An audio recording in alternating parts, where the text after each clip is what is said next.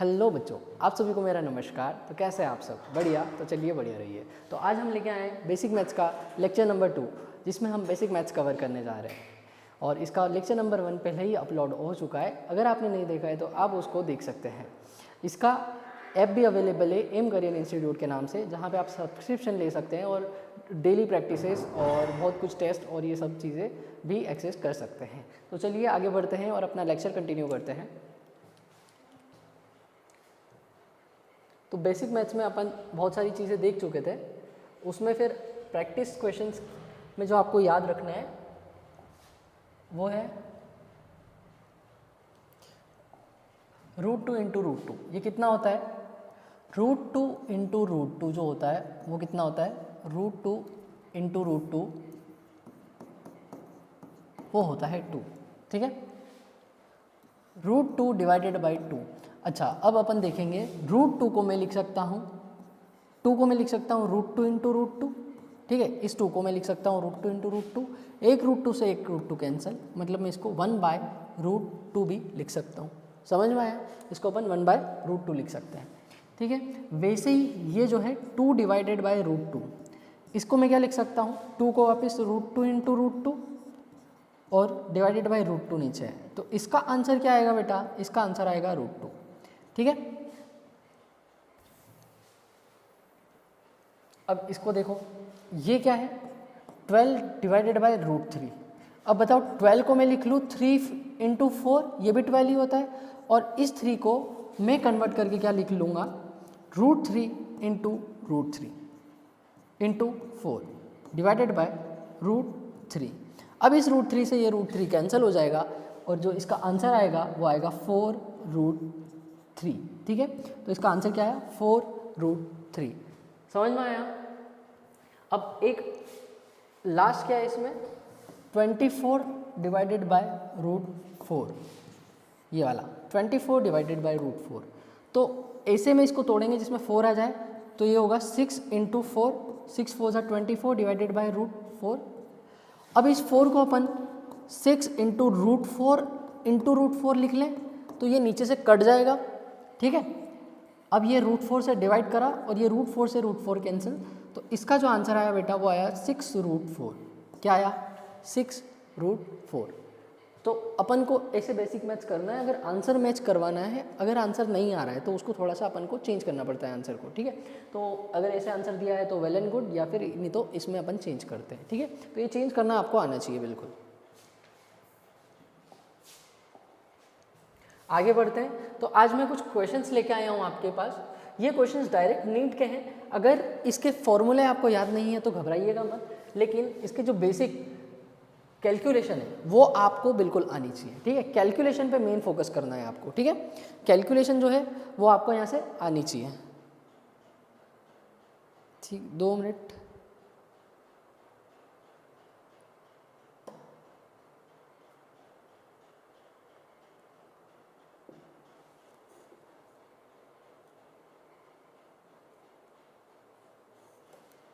तो फर्स्ट जो क्वेश्चन दे रखा है वो क्या है? The momentum given that √2m ke। क्या बोला है? If kinetic given that the relation between momentum and the kinetic energy p is equals to √2m ke, then if the kinetic energy becomes 1/4 then the final momentum। ऐसे question बहुत मतलब frequently पूछे जाते हैं ऐसे क्वेश्चन नीट में। तो इसमें करना क्या है, पहले देखेंगे अपन क्या बोला है बेटा। जो काइनेटिक एनर्जी है वो क्या हो गई? 1/4 हो गई, मतलब काइनेटिक एनर्जी हो गई है अपनी आधी। ठीक है, काइनेटिक एनर्जी कैसी हो गई है? आधी। और उसके बाद में बोला है then find the final momentum. तो मोमेंटम का उसने फॉर्मूला दिया पहले कि मोमेंटम का फॉर्मूला होता है √2m ke, और उसके बाद में बोला ये मान लेते हैं अपन इनिशियल मोमेंटम होगा। अब P फाइनल क्या होगा? जब उसने √2m और काइनेटिक एनर्जी को कैसा कर दिया बेटा? 1/4। कैसा कर दिया? 1/4 ऑफ इनिशियल काइनेटिक एनर्जी। तो मैं इसको ऐसा लिख सकता हूँ, है ना। अब ये जो फाइनल मोमेंटम होगा मेरे को बताना √2m ke, ये तो सिमिलर है। ऐसा अगर मैं लिख लूँ तो √2m के ये तो सेम है, लेकिन इसके अंदर वाला जो 1/4 का फैक्टर है ये अलग से आ गया। इसके और इसके बीच में इतना आपको दिख रहा होगा। इस 1/4 को जब मैं रूट से बाहर निकालूंगा तो फाइनल ये 1/4 जब रूट के बाहर आएगा तो 1/2 बन जाएगा। 4 का रूट क्या होता है? 2 होता है ना। और अंडर रूट ऑफ 2m के ई ऐसा, अंडर रूट 2m के ई, इसको मैं क्या बोल सकता हूँ? Initial momentum. तो p फाइनल क्या आ गया बेटा? Half of p initial. ठीक है, p फाइनल क्या आ गया? Half of p initial. ठीक है, मतलब मोमेंटम जो फाइनल है वो आधा हो गया है इनिशियल मोमेंटम के। ठीक है, इसको अपन डायरेक्ट यहाँ से भी देख सकते थे। देखो डायरेक्ट कैसे देखते हैं इसको, ऐसे क्वेश्चन में डायरेक्ट कैसे देखते हैं, एक झटके में इसका आंसर आ जाएगा आपके पास। Kinetic energy becomes 1/4 then find the initial momentum. अब आपके पास में फॉर्मूला दिख रहा है, काइनेटिक एनर्जी रूट में है। अगर आप रूट में 1/4 चीज़ करोगे तो जब वो बाहर आएगी तो आधी हो जाएगी। तो आपको देखते से ही मालूम पड़ जाएगा कि जो p फाइनल होगा वो 1/2 के टर्म्स यहाँ पे लगेगा, सिर्फ काइनेटिक एनर्जी जो रूट में है, क्योंकि under root of kinetic energy दे रखी थी ना, जब उसको आधा कर दोगे तो वो बाहर आके 1/2 बन जाएगी। ठीक है, तो ये 1/2 ऑफ p इनिशियल हो जाएगा। ये अपन डायरेक्ट देख सकते थे इस क्वेश्चन को। ठीक है, तो ये आपको ऐसे सॉल्व करना था। अब कैलकुलेशन कैसे हो रही है आप सिर्फ ये सीखो, फॉर्मूला मत देखना। ठीक है, फॉर्मूला मैं बता दूंगा जहाँ मुझे लगेगा फॉर्मूला की जहाँ नीड होगी वहाँ मैं फॉर्मूला बता दूंगा आपको। इफ, अब नेक्स्ट क्वेश्चन क्या बोल रहा है? If electric field is equals to 2kp divided by r3, distance becomes double. अब डिस्टेंस मतलब होती है रेडियस। अब इसने रेडियस को कर दिया डबल, मतलब 2r। ठीक है, r डैश मान लेते हैं इसको। And find the ratio of final to initial electric field. मान लेते E final by E initial question ने पूछा है, ये बताओ क्या होगा। ठीक है, ये क्वेश्चन ने पूछा। अब अपने पास में फॉर्मूला ये है, मेरे को ध्यान से देख के बताना, ये चीज़ तो अपन ने चेंज नहीं करी है। चेंज क्या हुआ है? रेडियस या फिर डिस्टेंस। डिस्टेंस में क्या लगा हुआ है? Q, तो डिस्टेंस करा क्या है? डबल। अगर मैं इसको सेम रखता हूँ, E फाइनल को मैं क्या लिखूंगा? 2kp डिवाइडेड बाय r को क्या लिखना पड़ेगा यहाँ पे? r डैश का क्यूब आएगा। ठीक है, अब r डैश की जो वैल्यू है वो है 2r, तो इसको मेरे को लिखना पड़ेगा 2kp डिवाइडेड बाय 2r का होल क्यूब, जो कि चेंज होकर क्या हो जाएगा? 2kp डिवाइडेड बाय 2 का क्यूब कितना होता है? 8r cube. अब ये वाली वैल्यू आपको दिख रही होगी, ये जो मैं अंडरलाइन कर रहा हूँ, कौन सी? ये वाली जो है,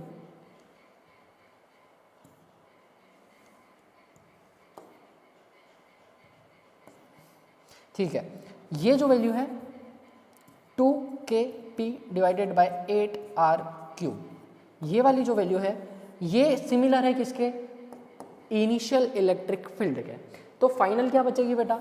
जो फाइनल इलेक्ट्रिक फील्ड आएगी E फाइनल, वो किसके इक्वल आएगी? 2kp बाय r क्यूब को मैं E इनिशियल बोल दूँ, तो मैंने इसको E इनिशियल बोल दिया डिवाइडेड बाय 8। अब उसने रेशियो पूछा था फाइनल बाय इनिशियल का, है ना, फाइनल बाय इनिशियल का। अब फाइनल के नीचे इनिशियल ले आएंगे अपन, E final divided by E initial, कितना हो जाएगा बेटा? 1/8। तो इसका आंसर क्या आएगा? 1/8। ठीक है, समझ में आया इसका आंसर कितना हुआ? 1/8। ऐसे क्वेश्चन बहुत बहुत फ्रिक्वेंटली पूछे जाते हैं। आप ऐसे क्वेश्चन को सॉल्व करना सीखिए, इस क्वेश्चन को कैसे सॉल्व किया जाता है। ठीक है,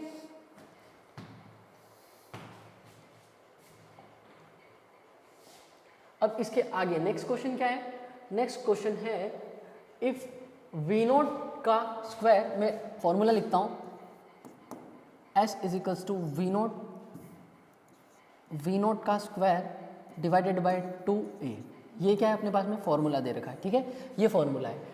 it's if the speed becomes half. अब इसने स्पीड को कितना कर दिया? आधा। स्पीड क्या है यहाँ पे? v is speed. ठीक है, v को क्या है? स्पीड है, और a क्या है यहाँ पे?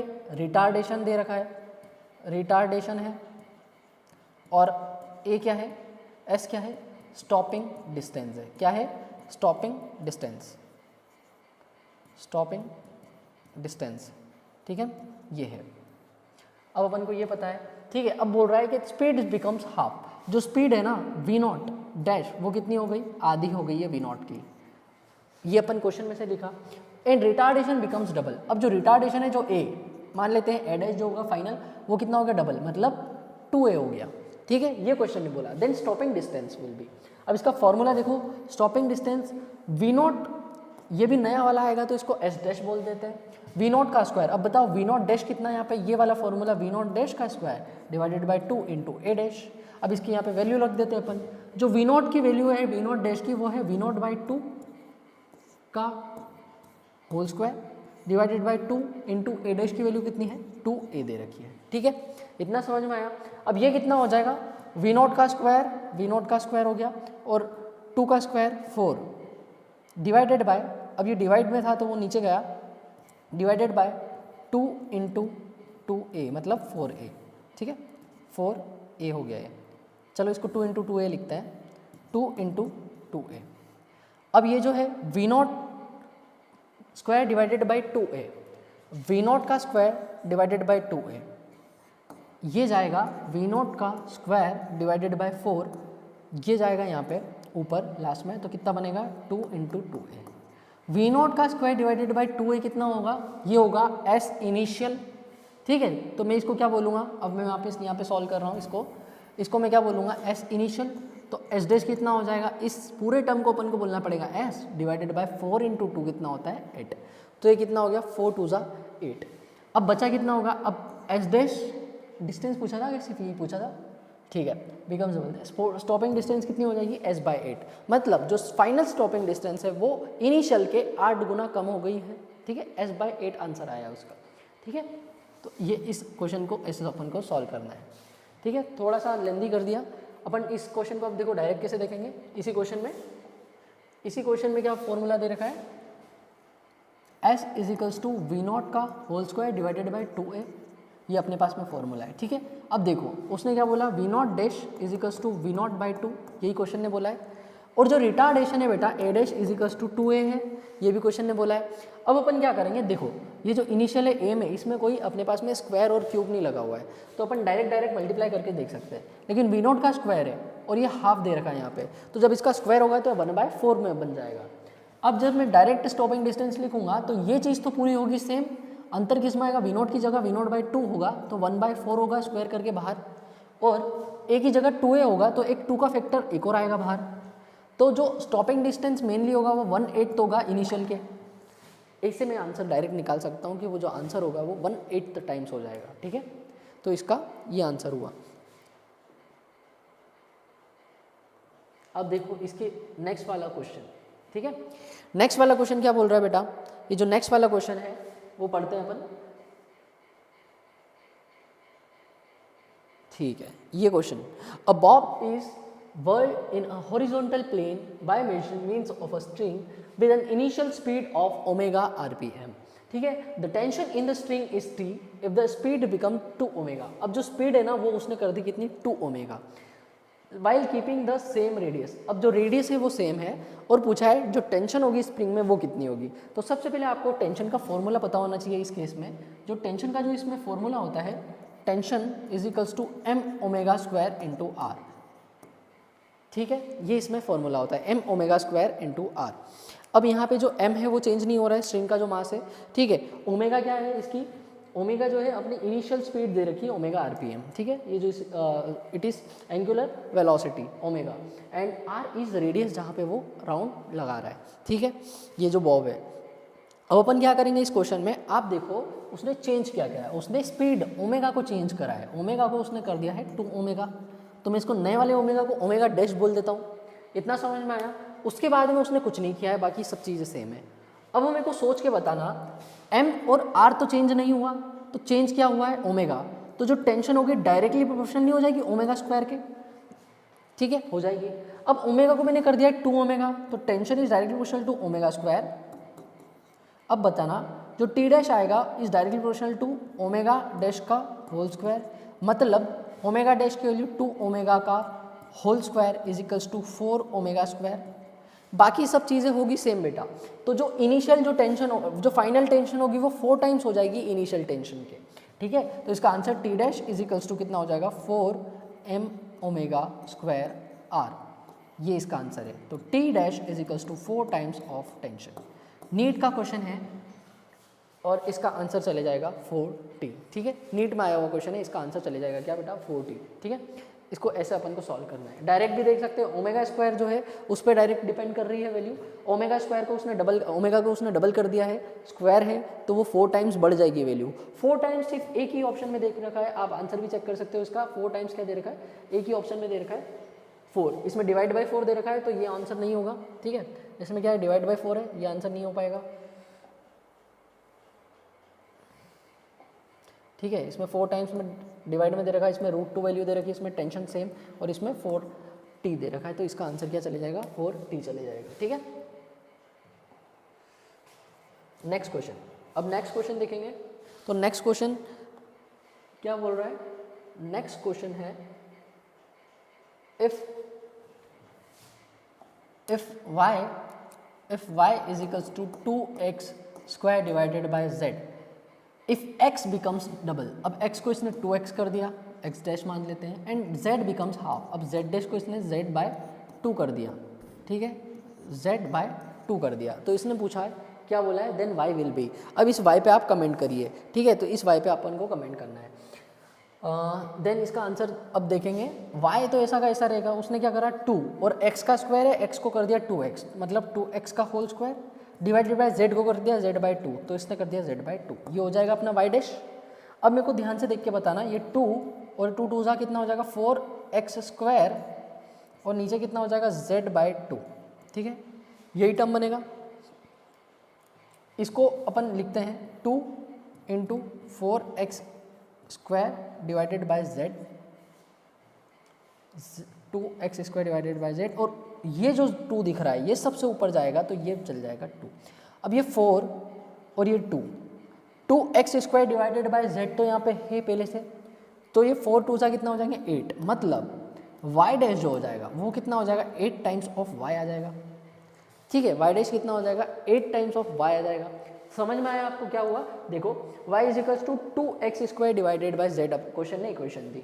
ठीक है, अब इस इक्वेशन में क्या हुआ, y is equals to 2x square divided by z, then y dash बोला है कि उसने x को कर दिया है डबल और z को कर दिया है आधा। x को मैंने करा डबल, z को करा आधा और फॉर्मूले में पुट करा, तो आंसर आया 2x का whole square is 4x square और z बाई 2। अब ये जो 2 है ये सबसे ऊपर उड़ के जाएगा। इसका मेथड क्या होता है मैं ये भी बता देता हूँ, a by B divided by C by D. जब ऐसे टर्म होते हैं तो d जो रहता है a के पास में जाएगा और c रहेगा b के पास में, मतलब a into D divided by C into B. ठीक है, ऐसा कुछ टर्म अपन को दिखेगा, अपन को ऐसे मल्टीप्लाई करना उसका। तो वहाँ से ये ऊपर आ गया, ऊपर आया जैसे तो 2x स्क्वायर z, ये तो y के बराबर है तो इसको मैंने y लिख दिया, बचा कितना 4 2 8, तो 8y। अब जो y डैश होगा वो जो फाइनल जो y की वैल्यू आई है वो कितनी है 8 टाइम्स ऑफ y, ये जो कि इनिशियल थी। ठीक है, तो ये याद रहेगा तुम्हें। नेक्स्ट क्वेश्चन क्या है, ये सब क्वेश्चन नीट के हैं, आप फॉर्मूले पे फोकस मत करिएगा, इसकी जो कैलकुलेशन हो रही है उस पर फोकस करिएगा। ठीक है, अब बोल रहा है an electron is rotating around an infinite positive charge, तो एक इनफाइनाइट पॉजिटिव चार्ज ले लेते हैं। ठीक है, ये इनफाइनाइट पॉजिटिव लाइन चार्ज मान लेते हैं अपन, इनफाइनाइट पॉजिटिव लाइन चार्ज, और इसके अराउंड क्या है एक इलेक्ट्रॉन क्या कर रहा है, ऐसे गोल गोल चक्कर लगा रहा होगा। ठीक है, तो इसकी कुछ यहाँ पे इसकी कुछ मान लेते हैं ये सेंटर है और इसकी कुछ ये रेडियस होगा, सेंटर इस पे आएगा, वैसे थोड़ा सा गलत बना हुआ है आप समझ सकते हो इसको। ये इलेक्ट्रॉन घूम रहा है और इसकी कुछ रेडियस होगी। ठीक है, और रेडियस कितनी बताइए 0.1 मीटर, कितनी बताइए 0.1 मीटर। ठीक है, if the linear charge density is 1 micron coulomb, तो जो लीनियर चार्ज डेंसिटी है वो कितनी बताइए 1 micron coulomb per metre, then the velocity of the electron in metre per seconds. तो अब इसकी वेलोसिटी बताइए, तो इसका जो वेलोसिटी होगी वो कितनी होगी। तो अब जब भी इलेक्ट्रॉन ऐसे राउंड पाथ में मूव करता है ना, तो उसका फॉर्मूला कितना बनता है, उसका जो फॉर्मूला होता है, अभी ये मैं मिटा रहा हूँ, यहाँ पे मेरे को लिखना पड़ेगा। जब इलेक्ट्रॉन मूव करेगा तो आप इसका फॉर्मूला अभी आपके काम का नहीं है, मैं जब डायरेक्ट फॉर्मूला लिख रहा हूँ, आपको सिर्फ वही याद रखना है। कितना है mv square divided by r is equals to q into ही। जो चार्ज होता है वो कितना होता है q इंटू ही किसी भी ऑब्जेक्ट पे। ठीक है, और उसके बाद में इसको अपन कैसे लिखेंगे, इसका जो चार्ज है किसके टर्म्स में चाहिए अपन को ये बताओ, वेलोसिटीज़ के टर्म में चाहिए ना, तो इसकी वेलोसिटीज़ के टर्म में इसका आंसर क्या बनेगा इलेक्ट्रिक फील्ड का, ये charge of an electron into 2 lambda divided by r। ठीक है, तो इसका ये फॉर्मूला होता है। अच्छा, इसमें एक चीज़ रह गई है, 2 के ई लेमड़ा होता है ना, हाँ तो के रह चुका है, तो ये के यहाँ पे मैंने रख दिया। के क्या है? कांस्टेंट है, ठीक है, डाइलेक्ट्रिक कांस्टेंट जिसको बोला जाता है, वो अपन को यहाँ पे लिखना है। अब इसका जो फॉर्मूला जो आता है ना, मेनली यहाँ से सॉल्व करने के बाद जो वेलोसिटी ऑफ इलेक्ट्रॉन आता है, उसका जो आंसर आता है वो होता है under root of 2k lambda E divided by R, ठीक है, ये इसका फॉर्मूला होता है। Formula 2k lambda E divided by mass of electron, ये इसका फॉर्मूला होता है। अब इसको कैलकुलेट करोगे आप तो इसका आंसर आ जाएगा, ये आपका HW है, ठीक है, ये आपका क्या है? HW, इसको आप सॉल्व कर सकते हैं। ये वेलोसिटी यहाँ से निकालना और इसके कमेंट कर देना, मास ऑफ एन इलेक्ट्रॉन है यहाँ पे, ठीक है। इसको जस्ट क्वेश्चन करना, क्वेश्चन सॉल्व करना और इसका ये जो ABCD ऑप्शन दे रखे हैं इसमें से आप इसका आंसर कमेंट करिएगा, ठीक है।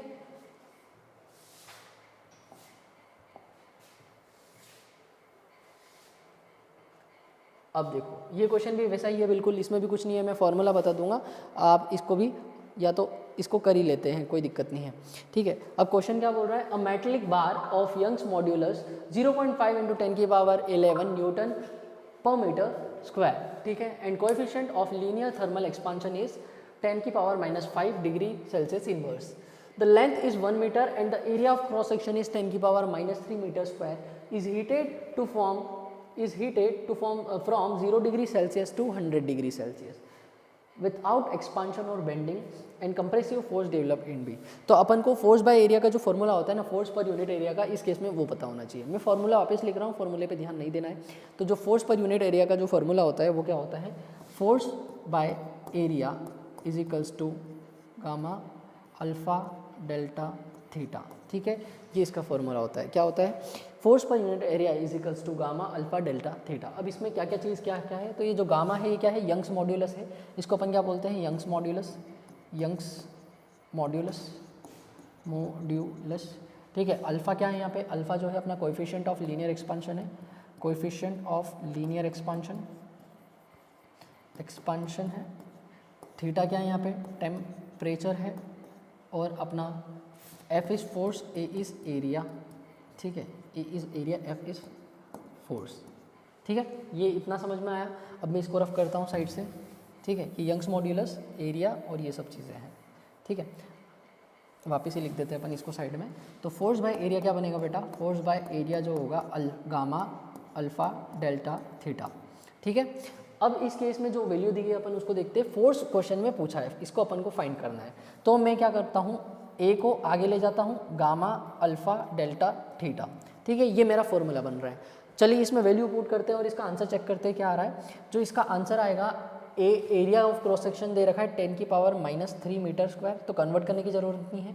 गामा यंग्स मॉड्यूलस दे रखा है 0.5, मतलब half into 10⁻11 newton per metre square, into alpha की वैल्यू बोलेंगे, अल्फ़ा कितना दे रखा है?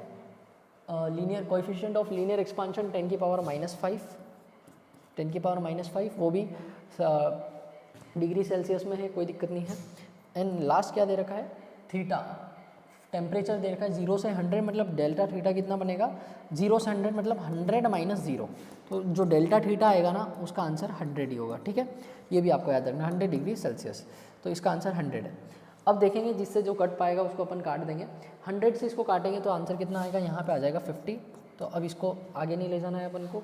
10⁻³ - 5 कितना हो जाएगा? -8, और जब 11 में से 8 जाएंगे तो कितने बचेंगे? 8, 9, 10, 11 मतलब 3, तो 10⁻³ इसमें बच जाएगा। 10⁻³ × 50 बच गया। मतलब मैं इसको क्या लिख सकता हूँ? आप ध्यान से देखेंगे। अच्छा, ये ऑप्शन मिल गया है अपने को, 10⁻50 × 10⁻³ यहाँ पे दे रखा है, तो इसका आंसर क्या हो जाएगा? डी नंबर का, इसमें डी फॉर दिल्ली इसका आंसर हो जाएगा, ठीक है। आंसर सबको समझ में आया है? क्या समझ में आया है? इसका आंसर कितना हो जाएगा? डी, ठीक है, 50 × 10⁻³ न्यूटन, ठीक है। फोर्स का जो ऐसा यूनिट होता है बेटा वो क्या होता है? न्यूटन होता है। तो फोर्स के ऐसा यूनिट में इसको लिखते हैं, ठीक है। नेक्स्ट क्वेश्चन की ओर बढ़ेंगे बेटा। नेक्स्ट क्वेश्चन क्या दे रखा है? सेम अभी सिर्फ क्वेश्चन इसलिए लाया हूँ कि आपको बेसिक मैथ्स में क्वेश्चन की अप्रोच क्या होती है, बेसिक मैथ्स जब अपन देखते हैं, फॉर्मूला नहीं देखना है, मैं सॉल्व कैसे कर रहा हूँ उसको। जैसे मैंने 0.5 को 1/2 लिख दिया, तो क्यों लिख दिया? उससे कैलकुलेशन आसान हो गई ना, इसलिए लिख दिया फट से, ठीक है। ये एक लास्ट क्वेश्चन है जिसके बाद में अपन कॉन्सेप्ट की ओर बढ़ेंगे। तो क्या दे रखा है? A 10 micron farad capacitor, 10 micron farad capacitor दे रखा है, मतलब कैपेसिटी बता रखी है 10 micron farad, is connected to a voltage supply of 210 volt, और इसकी जो फ्रीक्वेंसी दे रखी है वो दे रखी है 50 हर्ट्ज। ठीक है, source are shown in the figure. अब इसका फिगर तो नहीं है। The peak current in the circuit is, तो इसका फिगर मैं बना दूंगा, कोई बड़ी बात नहीं है। एक यहाँ पे अपन को कैपेसिटर बनाना है, ठीक है, एक कैपेसिटर बनाया और इस पे क्या लगाना है अपने को, कैपेसिटर पीक करंट बताना है, मतलब VRMS IRMS। ठीक है, अब इसका IRMS अपन को कैलकुलेट करना है, ये इसका फिगर हो गया। अब इसको कैलकुलेट करना है, ये चीज़ें क्वेश्चन में बता रखी है। अब आएगा इसका फॉर्मूला, तो IRMS का अपन को फॉर्मूला चाहिए इसमें। तो IRMS क्या होता है, IRMS, जो IRMS का जो फॉर्मूला होता है वो होता है V0 डिवाइडेड बाय XC। ठीक है, V0 divided by XC in case of capacitor. ठीक है, तो इसको V0 को XC को लिखते हैं अपन, XC को लिखते हैं 1/ωc। क्या लिखते हैं, 1/ωc। अब ये पहले से अपॉन में है तो ये ऊपर चले जाएगा, तो कितना हो जाएगा V0 ωc। अब ओमेगा को लिखते हैं अपन क्या, 2πf। सर ऐसा क्यों कर रहे हो, इसको फ्रीक्वेंसी में अपन को कन्वर्ट करना है इसलिए। तो V0 2πfc इसका पूरा फॉर्मूला बना। तो अब IRMS का फॉर्मूला क्या हो गया बेटा, IRMS का फॉर्मूला ये हो गया 2πf V0c। ठीक है, ये इसका फॉर्मूला बन गया। अब इसमें अपन वैल्यू पुट करेंगे, 2 × पाई की वैल्यू 22/7 वैल्यू चाहिए ना, हाँ, तो इसकी वैल्यू कितनी आएगी, 2 × 22/7 इंटू फ्रीक्वेंसी कितनी दे रखी है 50, वोल्टेज दे रखा है कितना 210, और कैपेसिटेंस दे रखा है 10 माइक्रोन का मतलब 10 की पावर माइनस माइक्रोन का मतलब क्या होता है 10 की पावर -6 ना, तो इसका आंसर आएगा 10 की पावर -6। ठीक है, अब इसको आप सॉल्व करो आप जल्दी से, 2 मिनट।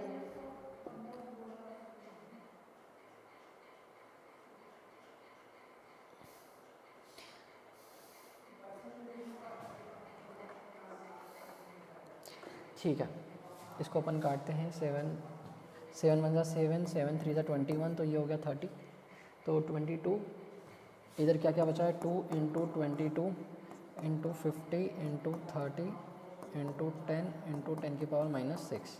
अब 1 0 2 0 3 0, 3 से 3 कैंसिल, तो 2 × 22 × 5 × 3 × 10 की पावर -3, ये इसका आंसर बन रहा है। तो 2 × 22 44, 44 × 3 कितना हो जाएगा 44 × 3, 4 3 12, 1 कैरी, 4 3 12, 13, 132 × 5 कितना हो जाएगा 5 2 10, 1 कैरी, 5 3 15, 16, 1 कैरी, 5 1 5 6, तो 660।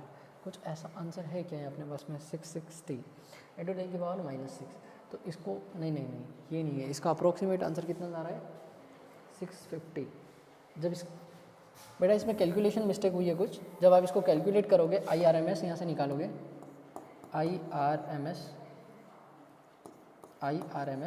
तो इसका जो आंसर आएगा 2πf 2 × 22/7 इंटू जो फ्रीक्वेंसी दे रखी है 50 हर्ट्ज, और उसके बाद में फ्रीक्वेंसी वोल्टेज कितना दे रखा है 210 वोल्ट, और कैपेसिटेंस दे रखा है 10 × 10 की पावर -6 फैराड। ठीक है, जब इसको आप सॉल्व करोगे तो इसका आंसर लगभग 0.93 एम्पियर के आसपास इसमें कुछ करंट फ्लो कर रहा है, इसका आंसर वहाँ जाएगा। ठीक है, तो आपको ये याद रखना है।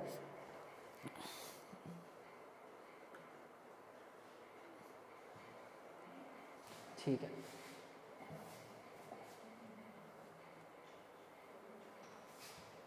अब आते हैं अपन कॉन्सेप्ट पे। कॉन्सेप्ट क्या है, देखो कॉन्सेप्ट ये है कि 1 फर्मी मीटर कितना होता है, 1 फर्मी, ये आपको सब चीज़ें याद करनी है। ठीक है, 1 फर्मी मीटर कितना होता है, 1 फर्मी मीटर होता है 10 की पावर -15, फर्मी का मतलब होता है 10 की पावर -15। ठीक है, ऐसे ही एंगस्ट्रॉम होता है 10 की पावर -10 होता है। फिर पीको कितना होता है 10 की पावर -12 को अपन क्या बोलते हैं, पीको बोलते हैं। ठीक है, फिर नैनो क्या होता है 10 की पावर, नैनो देखा है सबने, नैनो, ये सब जो वर्ड है वो आपको पता होना चाहिए। नैनो का मतलब क्या होता है 9। ठीक है, माइक्रो मतलब -6। फिर ऐसा आता है मिली का मतलब होता है 10 की पावर -3। जैसे किलो जूल, किलो में अपन पढ़ते हैं ना, 1 किलोग्राम दे दो मतलब क्या है 1000 ग्राम, तो वो क्या होता है 10 की पावर 3। ठीक है, और उसके बाद में 1 मेगावाट। अब माइक्रो से आए मेगा पे, तो मेगा का मतलब क्या होता है 10 की पावर 6 होता है मेगा। ठीक है, वैसे ही गीगा जो होता है, गीगा कितना होता है 10 की पावर 9 होता है। ठीक है, तो ये कुछ चीज़ें ये आपको पता होनी चाहिए जो कि बेसिक मैथ्स का पार्ट होती है। ठीक है, ये चीज़ें आपको याद करनी है। नेक्स्ट क्या है, व्हाट इज़ इन्फिनिटी। चलो अब ये देखते हैं कि अब इन्फिनिटी होती क्या है। तो इन्फिनिटी के आगे अपन बात करेंगे। तो इन्फिनिटी आपके हिसाब से क्या है? इन्फिनिटी क्या लिखा है? 1 डिवाइडेड बाय 0 इज इन्फिनिटी। क्या सिर्फ 1 डिवाइडेड बाय 0 ही इन्फिनिटी को बोलेंगे क्या अपन? तो ऐसा नहीं है। 1 डिवाइडेड बाय 0 तो इन्फिनिटी है ही सही इन numerical value. 1 divided by 0 is infinity, ठीक है। लेकिन क्या मैं और चीज़ों को इन्फिनिट बोल सकता हूँ क्या? जैसे अगर मैं बोलूँ कि एक डिस्टेंस है 1 मीटर लेंथ इज इनफाइनाइटली, चलो मैं ऊपर लिखता हूँ, 1 metre length is infinitely smaller as compared to Earth radius. अब रेडियस ऑफ अर्थ की बात करोगे तो 1 मीटर, अर्थ इतना बड़ा है, उसकी रेडियस कितनी बड़ी होगी? और 1 मीटर, तो 1 मीटर बहुत छोटा नहीं होगा उसके लिए, ठीक है। 1 मीटर तो कुछ मतलब 1 मीटर कितना छोटा हो जाएगा। ऐसे ही 1 metre is infinitely larger as compared to radius of atom। अगर आप रेडियस ऑफ एटम से कंपेयर करोगे जो कि होता है 10 की पावर माइनस 10 मीटर, तो वो कितना कम है। अब 10 की पावर माइनस 10 मतलब समझ रहे हो कितना छोटा होगा, ठीक है।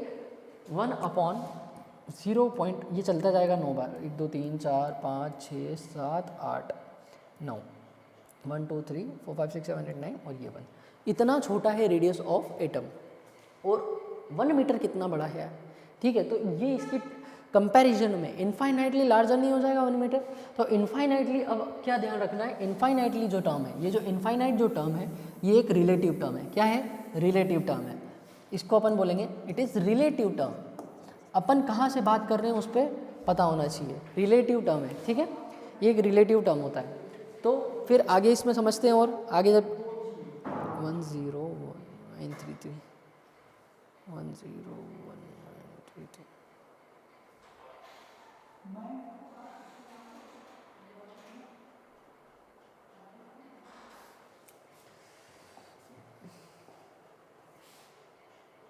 ठीक है।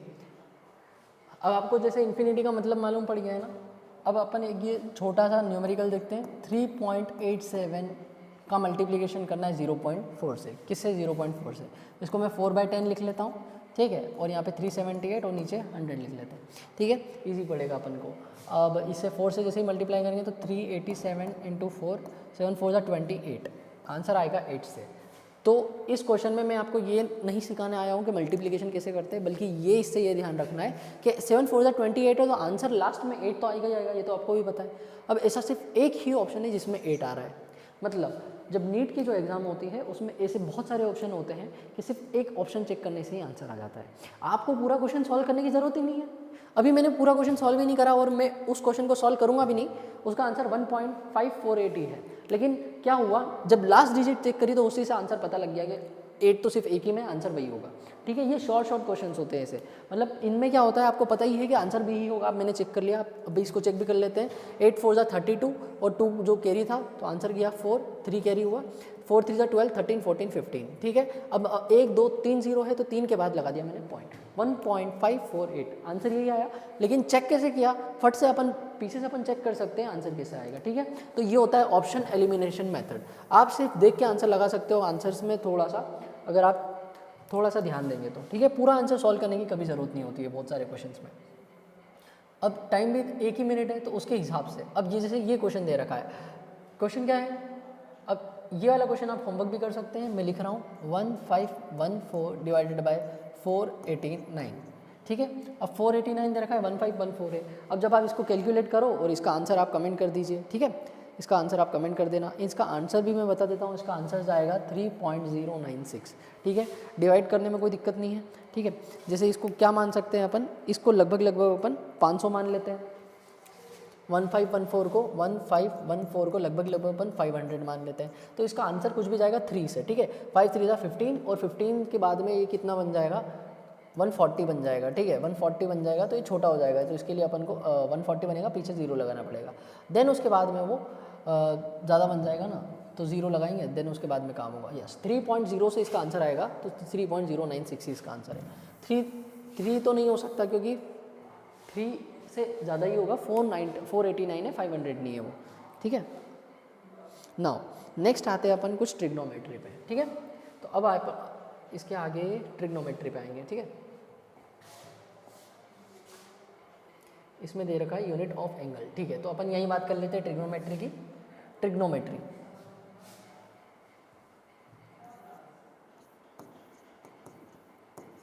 ट्रिग्नोमेट्री अभी अपन पूरी एंगल तो अभी नेक्स्ट वाली क्लास में पढ़ेंगे, थोड़ा सा मैं इंट्रोडक्शन दे दूंगा उसका।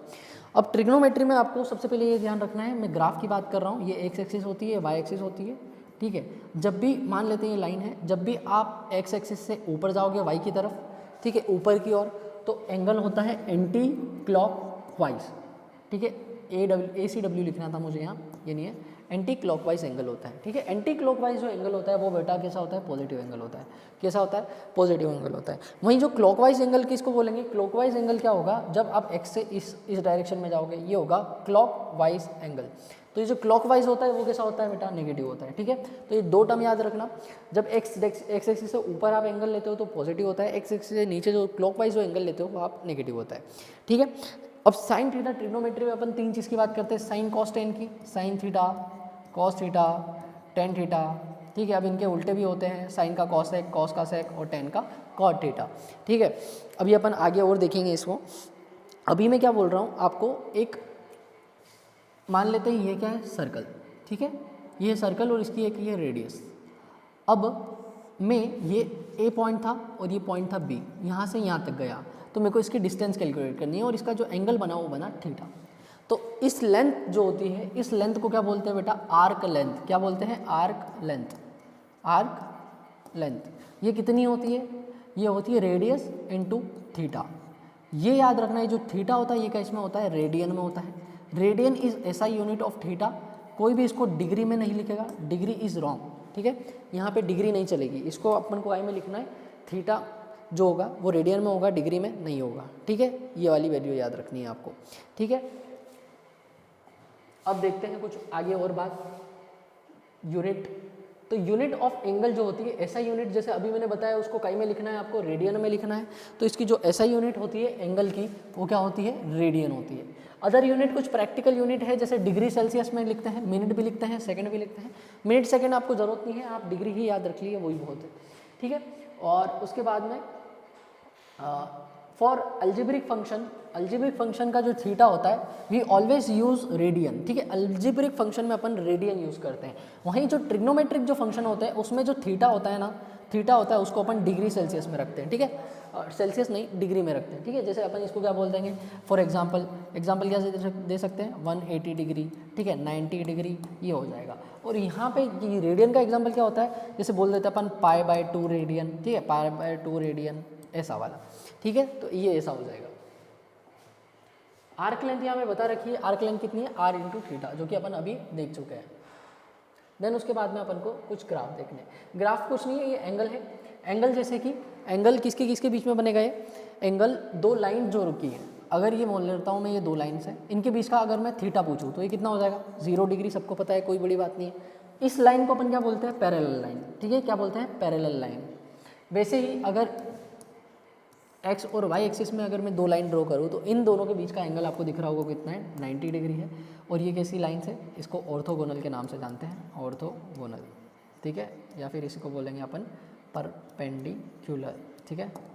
ये दोनों टर्म आपको पता होने चाहिए यहाँ से, परपेंडिकुलर या फिर ऑर्थोगोनल। नेक्स्ट, अब आपको ये पता होना चाहिए कि इन दोनों के बीच में एक्स और वाई एक्सिस के बीच में अगर कोई सा मैं एंगल ले रहा हूँ थीटा, तो वो जो थीटा होगा वो हमेशा पॉजिटिव होगा। और अगर वो 90 से कम है, if theta is less than 90 degree, तो उसको अपन क्या बोलते हैं, एक्यूट एंगल बोलते हैं। क्या बोलते हैं, एक्यूट एंगल बोलते हैं, ठीक है। अगर वो थीटा 90 से ज़्यादा है, अगर ये थीटा 90 से ज़्यादा है तो इसको अपन क्या बोलते हैं, ऑब्ट्यूज एंगल बोलते हैं। ये सब आपने ऑब्ट्यूज एंगल बोलते हैं, ठीक है, ये आपने पढ़ा होगा छोटी क्लासेस में, ठीक है। तो ये होता है ऑब्ट्यूज एंगल होता है, ठीक है। ऑब्ट्यूज एंगल कैसे बोलेंगे, ये ऑब्ट्यूज एंगल ये अपन ने बनाया और ये कुछ थीटा ये यहाँ होगा, ठीक है, ये इतना बड़ा, ये ग्रेटर देन 90 डिग्री है। लास्ट में पैरेलल है तो एंटी पैरेलल भी होगी, एक लाइन ऐसी और इसके जस्ट अपोजिट। तो इसका जो एंगल है ना वेक्टर शिफ्ट हो सकता है, तो इसको ऐसे शिफ्ट करवाएंगे और ये जो एंगल बनेगा इन दोनों के बीच में आपको दिख रहा होगा, ये कितना है 180 डिग्री, जस्ट अपोजिट है ये, ठीक है। तो ये होता है 180 डिग्री का एंगल, ठीक है। इसको बोलते हैं अपन एंटी पैरेलल लाइन। अब कन्वर्जन सीखना है, नेक्स्ट इज कन्वर्जन, यहाँ पे जगह दी है, हाँ ये वाला,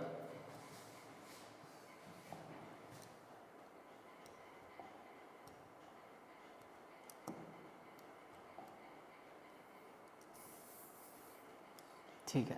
तो ये है कन्वर्जन।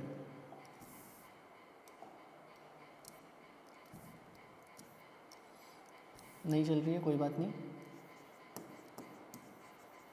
कन्वर्जन किसका कन्वर्जन करना है अपन को, रेडियन का कन्वर्जन करना है डिग्री में, ठीक है। रेडियन का कन्वर्जन करेंगे डिग्री में, तो उसके लिए आप हमेशा याद रखना क्या, जो पाई रेडियन होगा वो किसके बराबर में होगा, 180 डिग्री या फिर 180 डिग्री के बराबर में होगा, ठीक है। यहाँ से आपके सब क्वेश्चन बन जाएंगे। जैसे अगर मैं बोलूँ आप 90 डिग्री को कन्वर्ट करें रेडियन में, 90 डिग्री को कन्वर्ट, अच्छा पाई बाय 2 को कन्वर्ट करिए आप डिग्री में, ठीक है, डिग्री में लाइए।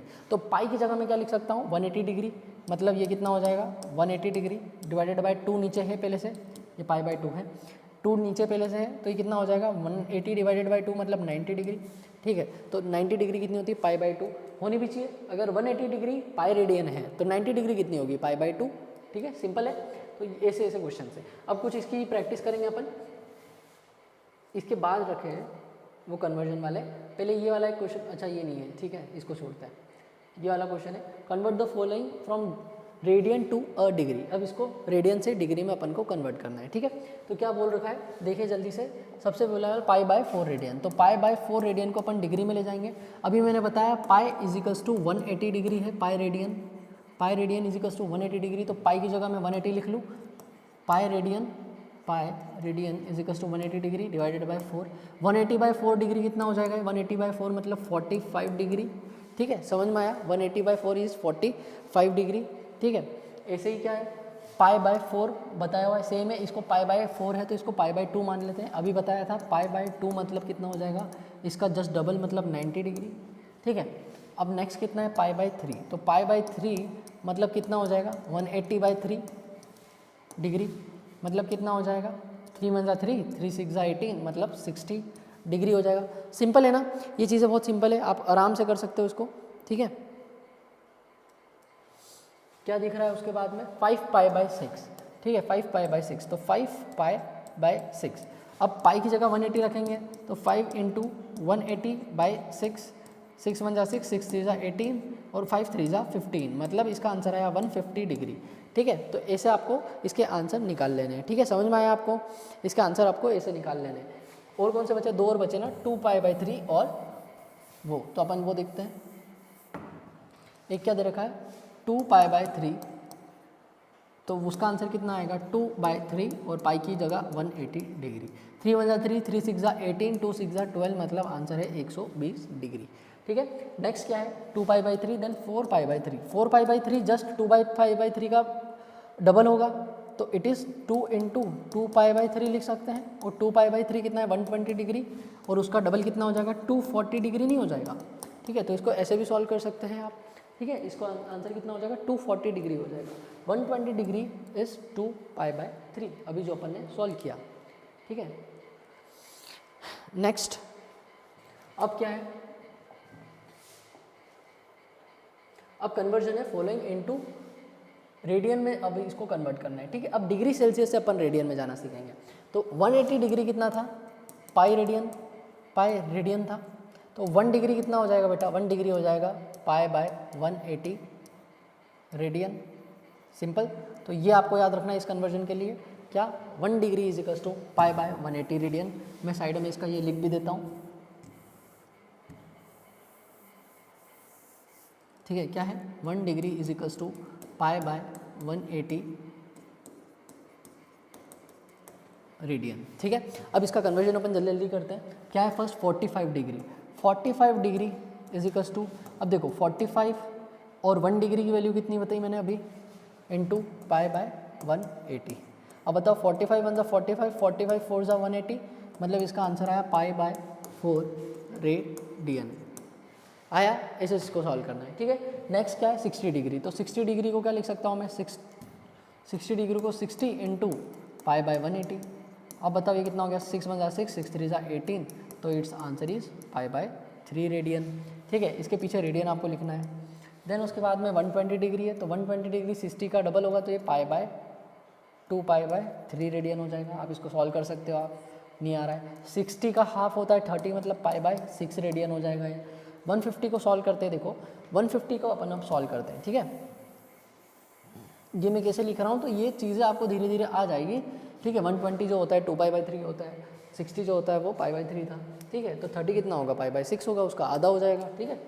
ऐसा है। अब 150 डिग्री देखो, 150 डिग्री को अपन क्या लिख सकते हैं, 150 डिग्री को 150 इंटू पाई बाय 180, 10 से 10 कट, 5 3 ज़ा 15, 5 6 ज़ा 18, मतलब इसका आंसर आया 150 डिग्री है ना, 5 3 ज़ा 15 सॉरी 3 5 ज़ा 15 और 3 6 ज़ा 18, तो इसका आंसर कितना आएगा पाई बाय 6, 5 पाई बाय 6 इसका आंसर है, ठीक है।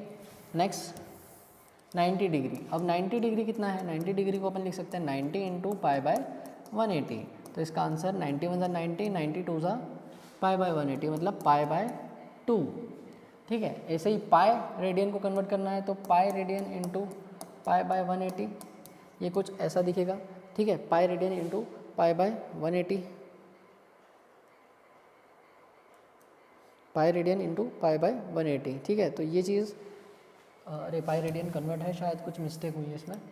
270 डिग्री, तो 270 डिग्री को अपन कैसे लिखेंगे, 270 इंटू पाई बाय 180, इसको सॉल्व करेंगे, ठीक है। 9 3 ज़ा 27, 9 2 ज़ा 18, तो इसका आंसर कितना बना बेटा, 3 पाई बाय 2 बना, ठीक है। नेक्स्ट इज 135, ये होमवर्क है। 270 का आधा होता है ना 125, तो इसका जस्ट आधा हो जाएगा, इसका आधा कितना बनेगा 3 बाय 4 पाई, ठीक है। ये इसका आंसर आएगा। आपको नहीं आए तो आप इसको पेन चलाओ और इसको सॉल्व करने की कोशिश करो, आ जाएगा बिल्कुल, ठीक है। अब उसके बाद में देखो आज के 2 और लास्ट क्वेश्चंस क्या है, 2 लास्ट क्वेश्चन। ये क्वेश्चन बेटा नीट में बहुत बार रिपीट होता है। ये जो क्वेश्चन है ना आपको बिल्कुल याद होने चाहिए, इनको सॉल्व करते, ठीक है।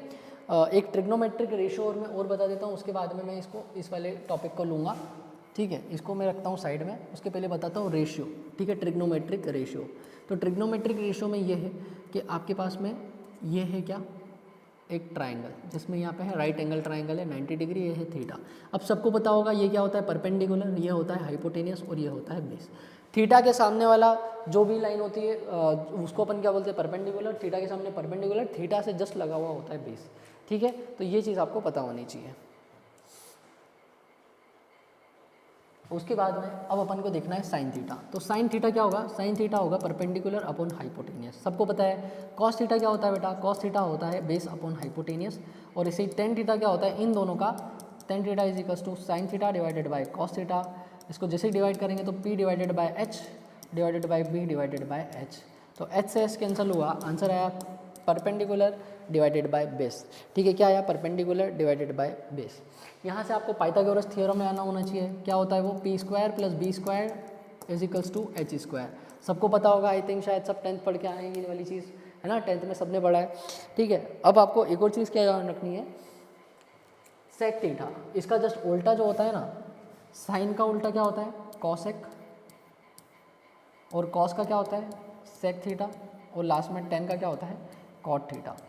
जस्ट इसका अपोजिट होता है, ठीक है। ये आपको पता है, तो ये बताने की ज़रूरत नहीं है यहाँ पे, ठीक है। तो ये चीज़ आपको याद रखनी है, ठीक है। उसके बाद में कुछ इंपॉर्टेंट पॉइंट्स हैं जो कि मैं अगली वाली में इसको पूरा कवर करते हुए इसको बता दिए देंगे, ठीक है। अब इस क्वेश्चन की ओर बढ़ते हैं। ये क्वेश्चन क्या बोल रहा है, ये क्वेश्चन बोल रहा है कि if a1 and a2 is equal to 7/3 then find a1 plus a2 divided by a1 into a2। अब क्वेश्चन ने जब रेशियो देना बेटा, जब भी ऐसे क्वेश्चन में, तो आप उसको मान लो, लेट्स अज्यूम a1 कितना है 7 है और a2 कितना है 3 है। बस आपका आंसर, अगर आपने ये सीख लिया तो आपका आंसर यहीं ख़त्म हो गया। जैसे इस क्वेश्चन में 7 और 3 है तो आपका आंसर कितना हो जाएगा, ये a1 प्लस a2। अब a1 प्लस a2 कितना आ जाएगा, 7 plus 3 divided by 7 minus 3। 7 plus 3 मतलब 10 और 7 माइनस 3 मतलब 4, आई थिंक 7 में से 3 गए 4, यस 7 प्लस 3, ठीक है 7 3 10 और 7 में से यस, तो ये इसका आंसर आएगा 5/2, ठीक है। तो इसका आंसर कितना आ गया 5/2, याद रहेगा। तो ये क्वेश्चन आपको ऐसे टेकल करना। देन उसके बाद में next a1 plus a2, a1 divided by a2, yes.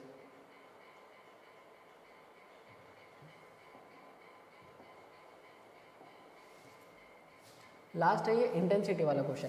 अब देखो ये क्वेश्चन अब आपको वेव ऑप्टिक्स में भी मिलेगा। इस क्वेश्चन को कैसे करते हैं, इस क्वेश्चन में आपको अज्यूम करना है, क्या करना है, अज्यूम करना है। इस क्वेश्चन को लंबे मेथड से नहीं करना है। नीट इस गेम ऑफ जस्ट 1 मिनट का गेम है ना, 1 मिनट अपने पास है, तो 1 मिनट में ही अपन को पूरा क्वेश्चन सॉल्व करना है। तो 1 मिनट में ऐसे नहीं करेंगे, लेट्स अज्यूम करेंगे √I1 is equals to x और √I2 is equals to y, ठीक है। अब देखेंगे ऊपर क्या दे रखा है, √I1 प्लस √I2, तो इसको मैं लिख सकता हूँ √I1 की वैल्यू x प्लस √I2 की y, मतलब x प्लस वाई। नीचे ऐसे ही कितना हो जाएगा x माइनस वाई, और दोनों किसके इक्वल आए 5/3 के। अब इस इक्वेशन को अपन क्या करेंगे, सॉल्व करेंगे, ठीक है। इस इक्वेशन को सॉल्व करो जल्दी से, इसका इधर मल्टीप्लाई और इसका इधर मल्टीप्लाई करेंगे, ठीक है। तो इसका जैसे ही आप मल्टीप्लाई करोगे तो कितना हो जाएगा, 3 का 3x plus 3y is equals to कितना हो जाएगा 5x माइनस 5y हो जाएगा, ठीक है। तो ये कितना हो जाएगा 3x माइनस 3x इधर, माइनस ऑफ 5y इधर लिया, 5x इधर लिया हमें, माइनस 5y उधर ही है, और ये माइनस 3y उधर चले गया। अब इसका जो आंसर आया वो कितना आया, -3x माइनस 5x, तो कितना बचेगा minus of 2x is equals to minus 5 minus 3y कितना होगा, माइनस ऑफ 8y हो गया, ठीक है। तो ये कितना हो गया 2x is equals to 8y, मतलब x बाय वाई कितना हो गया 4/1। अब पूछा है क्वेश्चन ने क्या, x बाय वाई, तो x क्या है और y क्या है। अब अपन यहाँ पे देख लेते हैं, x by y is 4/1, ratio यही पूछा था x बाय वाई, x का मतलब √I1 डिवाइडेड बाय y का मतलब √I2 is equals to 4/1। Question में पूछा है I1 बाय I2, तो अगर जब रूट हटेगी तो सामने क्या चल जाएगा, स्क्वायर। तो I1 bye I2 is equals to 4/1 का whole square, which is equals to 4 4 जा 16/1 का स्क्वायर होता है 1। तो इसका आंसर आया 16:1। और यही क्वेश्चन आप देख लेना, बहुत सारी जगह मिल जाएगा आपको। और यही क्वेश्चन इंटेंसिटी ऑफ लाइट में वेव ऑप्टिक्स में करके ये क्वेश्चन बहुत बार नीट में PYQ है, ये रिपीट हो चुका है, ठीक है। ये क्वेश्चन PYQ है, रिपीट हो चुका है। यही क्वेश्चन SHM वेव्स में भी आपको मिलेगा, ठीक है। तो ये आपको चीज़ आपको ध्यान रखनी है, इंटेंसिटी ऑफ वेव के फॉर्म में भी ये क्वेश्चन आपको मिलता है, ठीक है। तो आज के लिए बस इतना ही, ये वाला अपना लास्ट क्वेश्चन था। आपको ऐसे ही इन क्वेश्चन को ध्यान रखना है, कुछ स्पेशल क्वेश्चन है। और कंसिस्टेंसी इज़ द की, ठीक है। हमेशा याद रखो consistency is the key and there is no replacement of hard work. आप कितना ही स्मार्ट वर्क कर लो, अगर आप हार्ड वर्क नहीं करोगे तो आप फेल हो जाओगे ultimately. Hard work plus smart work is the best combination ever, ठीक है। And consistency is always very good, ठीक है। कंसिस्टेंसी इज़ द की। रोज़ पढ़ो, थोड़ा पढ़ो लेकिन रोज़ पढ़ो। ऐसा नहीं है कि एक दिन बहुत पढ़ लिया और फिर बहुत कम पढ़ा। रोज़ पढ़ो लेकिन बहुत सा अपनी हेल्थ और इन सब चीज़ों का भी ध्यान रखें, और ऐसे ही पढ़ते रहिए, ठीक है। So this was all about today's lecture. Thank you so much. और आपको कुछ भी डाउट हो तो please feel free to ask in the comment box, or you can contact us. The link is given in description below. Also office numbers and telegram links, YouTube handles all are given in the description, ठीक है। Thank you so much, bye.